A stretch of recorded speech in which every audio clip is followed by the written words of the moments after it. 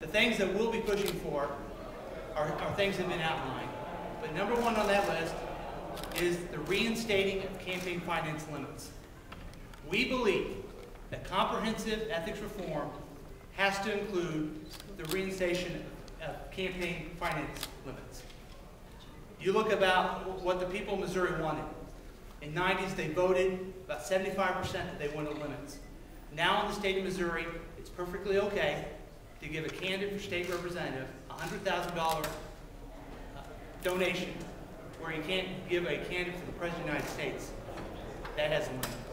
We think that the money that comes through needs to be stopped. It needs to go back to what the people of Missouri think, and that has to be included in anything that was going to be called a comprehensive ethics reform.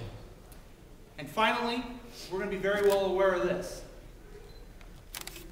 The federal government and Congress is working on a health care reform bill.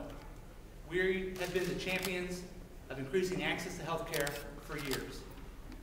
We will be waiting for Congress with that bill, and we will be prepared to do what we need to do to implement it in Missouri. My fear is that we're going to have an idea that the federal government is going to do something as it pass a bill and all the work is done. We know to really make sure that we're helping people in the area of health care, helping small businesses reduce their cost on that we need to make sure that we're doing our part to implement the federal program. I don't know what the federal program will be, but I'm pretty confident it will be something. So with that, I agree with the speaker. I'm glad that he's picked up on some of the priorities that we've been pushing for years. It's gratifying when years ago we've been pushing some of these things and with no response, but persistence, persistence, persistence. So with that, I'll be glad to answer any questions or any of my members of my conference. Representative LaVoe, this is a no vote on any ethics bill that does not contain campaign finance reform provisions. We're going to look at all the ethics reform. In fact, the governor came out last week with 4 pillars. I had a bill. We've had champions in this caucus who have had all these different bills. We'll look at each one of those measures and decide how to vote. But we are convinced that it's not going to be called, it can't be called comprehensive ethics reform unless you do have those campaign limits. We can pass a bill, but if it doesn't include that, we're missing out on the really important part of this. What are your thoughts about forming a special standing committee rather than funneling it through some other committee? What are my thoughts on that? It's interesting. I found out about this late last night. A few months ago, the speakers quoted, I think in the Joplin paper, that they didn't really have any thoughts on ethics. As we continue to push it, and the governors continue to push it, all of a sudden there's a need for a committee. Whatever gets a bill passed that helps renew the accountability of this government, we're for. I've appointed some members, and I think they're going to be outstanding, and it's a good arena. I'm not sure why he decided to do a different committee, but there you go. And to follow up on what Kermit was asking, Charlie Shields has just all but said campaign finance limits dead in the Senate. Do you believe that you can reach agreement first in the House and then get it through the General Assembly as a whole? That's a very good question. I think we can reach agreement in the House. The question I have is, will the Republican leadership allow us to vote on that on the floor? Because if you remember, in 2008, the limits were kicked off the last hour of the last day of session by 1 vote. Since that time, I've had a bill for 2 years. I have a handful of Republicans who have co-sponsored that bill. I think there'll be other ones. I think some Republican members reading in the press saying they wish they would have voted differently. So I think we can get to 82 that way. Will the question come up? As far as the Senate, though, I think we need to do what's right. I think we need to go after real comprehensive reform. And again, this caucus is sticking to the fact that has to be included on comprehensive reform. So let's try to get it out of the House, and hopefully the Senate will see the same. But if you base the vote count on what happened in 2008, people who are still there, not even mentioning people who came in, there were 25 senators who voted for sin limits, including Senate Minority Leader Victor Callahan. Aren't you just setting yourself up to fail by being passed up? Well, that's an interesting question. I think what the people of Missouri want us to do is have comprehensive ethics, and they want us to have those limits. So we have to continue to do that. Ethics in any form, lobbying ban on the revolving door, gifts from lobbyists, was never brought up at all by the Republicans, and we've introduced it for years. So finally they've come around to that. So my point is, we're going to continue to fight for the things that we think improve accountability, and hopefully we can get through.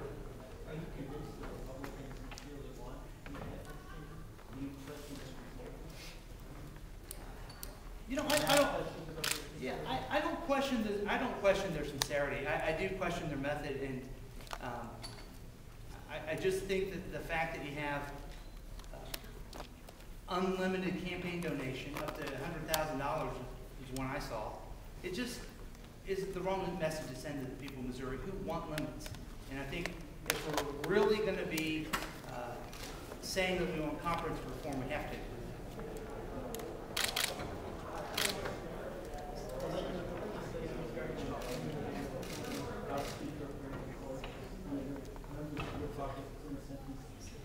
Does that create additional urgency in you something with this? That's a very good question.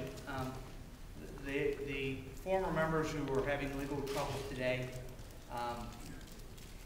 they heighten the awareness. I do want to say again, the House Democrats have been proposing these ethics reforms long ago.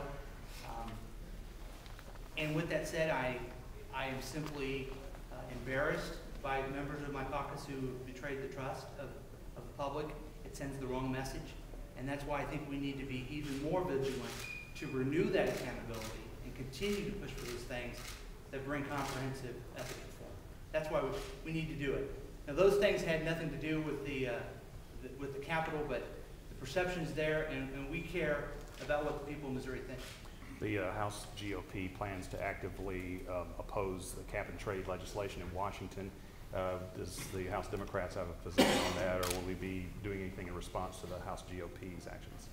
Our position is clear that we'll let the Congress deal with their bailiwick, and we'll deal with ours. There are a number of people, both in the Republican and Democratic caucus, who are term limited. They're either leaving state politics altogether, or in the case of the House, they're running for higher office or state senate. I asked this to the Speaker, and I'll ask this to you. What effect do you think that's going to have on the ebb and flow of the House, and do you see that causing disruption of how things are done? Well, I guess I'll start with my optimistic answer. As many people are term limited out, it's a real opportunity to define our legacy here and to do the things that are beyond partisan bickering and do the right thing and move Missouri forward. My hope is that everyone rises to that level. It is interesting that you have a majority caucus who has been lockstep behind Speaker Richard and Speaker Jetton for all these years, can vote exactly in line as the party goes. Well, that'll be interesting when you have two of those guys running against each other for Senate. Will that break down? I hope it does.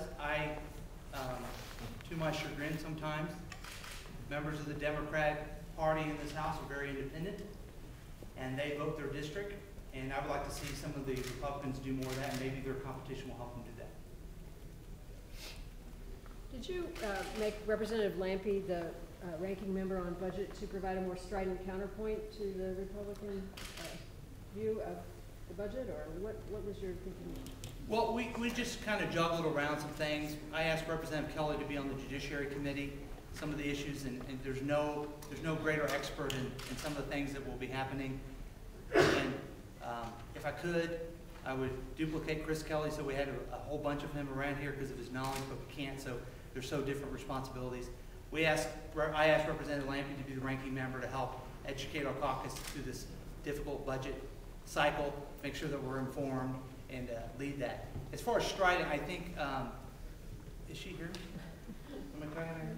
Oh, good. They're really talking. I mean, you're not going to find anyone in the legislature more dedicated to reaching out, doing the right thing, being very educated, and I think her leadership on that budget committee will be great, and we'll be working across aisles to make sure that we have the right priorities for the state of Missouri.